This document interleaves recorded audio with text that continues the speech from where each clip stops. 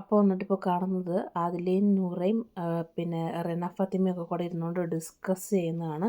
അനു എന്തൊക്കെയാണ് അവരുടെ അടുത്ത് അവളുടെ എങ്ങനെയാണ് നമ്മുടെ അനീഷ് അവളോട് ചോദിച്ച കാര്യങ്ങളൊക്കെ അവൾ ഈ നമ്മുടെ ആദിലയുടെ അടുത്ത് ഒരുപാട് പിന്നെ ഷെയർ ചെയ്തിട്ടുണ്ടായിരുന്നു. അതെല്ലാം ഇപ്പം വരുന്നവരുടെ എല്ലാവരുടെയും മുന്നിലേക്ക് ഇട്ടുകൊണ്ട് പിന്നെ വിളമ്പി കൊടുക്കുകയാണ്.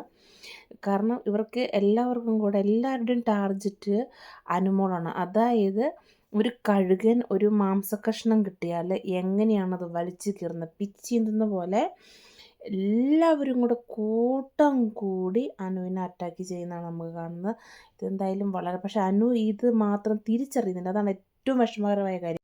അത് കഴിഞ്ഞിട്ട് നമ്മൾ കാണുന്നത് നൂറ, പിന്നെ നമ്മുടെ അപ്പാനി, നമ്മുടെ ശാരിക, റെന ഫാത്തിമ, അക്ബർ, ജിഷിൻ ഇവരെല്ലാവരും കൂടെ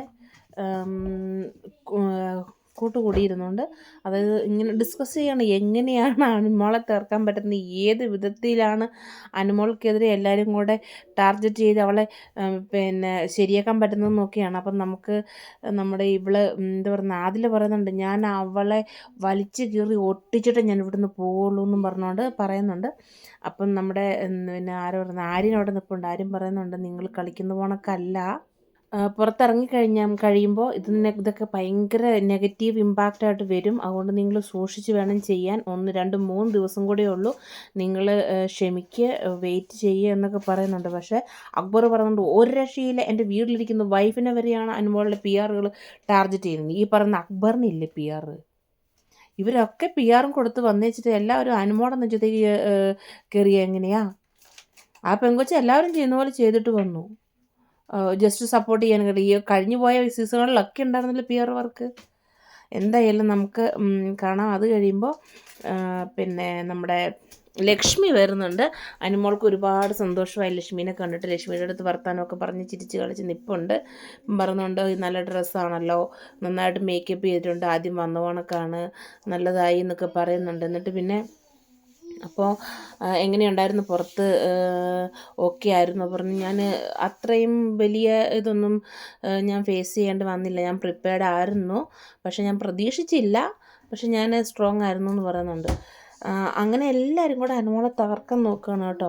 അത് കഴിയുമ്പം നമ്മുടെ ലക്ഷ്മി തന്നെ പറയുന്നുണ്ട് അനുമോളുടെ അടുത്ത്, അനുമോളെ ബി സ്ട്രോങ്, ഒന്നും നോക്കണ്ട, 3 ദിവസം കൂടെ ഉള്ളൂ, മൈൻഡ് സ്ട്രോങ് ആയിട്ട് നിർത്തുക, നന്നായിട്ട് കളിക്കുക, ഡോണ്ട് വറി, പിന്നെ എന്താ പറയുന്നത്, നിനക്ക് ഇഷ്ടംപോലെ ഫോളോവേഴ്സ് ഉള്ളതല്ലേ എന്നൊക്കെ പറയുന്നുണ്ട്. പുറത്തെ കാര്യങ്ങളൊന്നും പറയുന്നില്ല. പക്ഷേ അങ്ങനെ അനുമോൾ ഇരിക്കുമ്പോഴാണ് നമ്മുടെ ആര്യം വന്നിട്ട് അനുമോളുടെ അടുത്ത് പറഞ്ഞ്, അതൊക്കെ അനുമോൾക്ക് അതാണ് ഇതാണ്, അനുമോളെ എല്ലാവരും സപ്പോർട്ട്, അനുമോൾക്ക് ഒരു ചെറിയ ക്ലൂ കിട്ടിയിട്ടുണ്ട്, അനുമോൾ നല്ല ലീഡിങ്ങിലാണ് മുന്നിലെന്ന്. അപ്പോൾ നമുക്ക് നോക്കാം നാളത്തെ ലൈവും പ്രൊമോയൊക്കെ ഓൾറെഡി വന്നു. അതായത് അവർ ഹൗസിലിരുന്ന് എല്ലാവരും കൂടെ അങ്ങോട്ടും ഇങ്ങോട്ടൊക്കെ പറഞ്ഞ് പ്രിപ്പയറൊക്കെ ചെയ്ത് എല്ലാവരുടെയും ഫീലിങ്സും കാര്യങ്ങളും എങ്ങനെയായിരുന്നു എന്നൊക്കെ പറഞ്ഞ് അങ്ങോട്ടും ഇങ്ങോട്ടൊക്കെ പറഞ്ഞ് സോൾവൊക്കെ ആക്കി. പിന്നെ വന്നിട്ട് അനു വീണ്ടും ഈ ആതിരയുടെ നൂറയുടെ അടുത്തൊക്കെ പോയി കെട്ടിപ്പിടിച്ച് പോകുന്നൊക്കെ കാണിക്കുന്നുണ്ട്. അപ്പോൾ നമുക്ക് നാളത്തെ വീഡിയോസിനും ലൈവിനും പ്രൊമോയ്ക്കൊക്കെ ആയിട്ട് കാത്തിരിക്കാം, എന്താണോ ബിഗ് ബോസ് ഹൗസ് സംഭവിക്കാൻ പോകുന്നതെന്ന് കേട്ടോ.